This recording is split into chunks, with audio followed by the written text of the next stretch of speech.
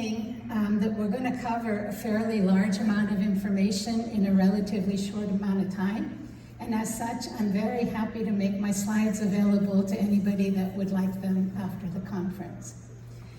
Second disclaimer I have is that I am an expert in no way on this topic. Rather, I am more of a practicing clinician myself, who over the last several years, both through my professional work as well as my work in the community, has really been educating myself regarding the significant impact that ACEs and toxic stress can have on children's minds and bodies. So what I'd like to do with the time we have this morning is share with you what I've learned, and also then how that information is affecting the way and transforming the way that I practice. I have nothing to disclose. And one of my greatest joys, I'm going to start off by telling you a story, because one of my greatest joys as a pediatrician is sharing books with the children and families in my practice through our Reach Out and Read program. And given that I work with children who have learning and behavioral concerns, Alexander and the Terrible, Horrible, No Good, Very Bad Day is one of my most favorite books to share with children. In this book, as many of you know, poor Alexander goes to bed with gum in his mouth. He wakes up with gum in his hair. He trips on his skateboard, drops his favorite sweater down the sink. All day long, things go wrong for this poor little guy, and all day long he laments, I'm just gonna move to Australia. It's gotta be better down under. By the end of the day, he falls into his bed, and he again recants. It has been a terrible, horrible, no good, very bad day. But my mom says some days can be like that. And reassured, he falls asleep, ready to face another day. But what if a child's every day is a terrible, horrible, no good, very bad day?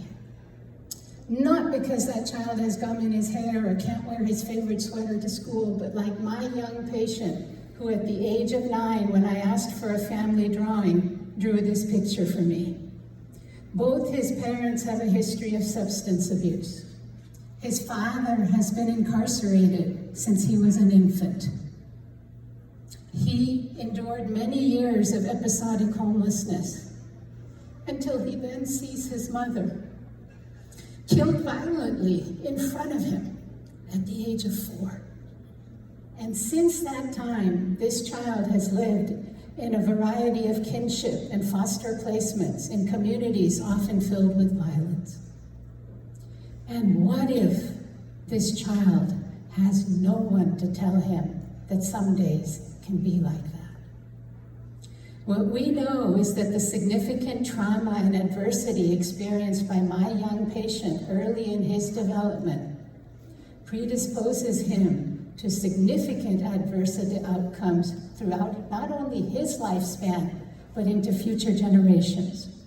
We know that healthy brain development can be disrupted or impaired by prolonged pathologic stress response.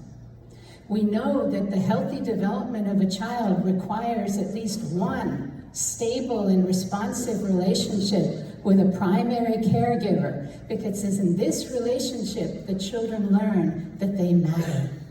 It is in that serve and return interaction the child may babble or cry, and if the parent responds in kind with words of their own, a hug, a cuddle, important neural connections are being formed and strengthened in the brain. So much so that over 1 million new connections are being formed every second, and that young child's brain reaches 80% of adult size by the age of 3.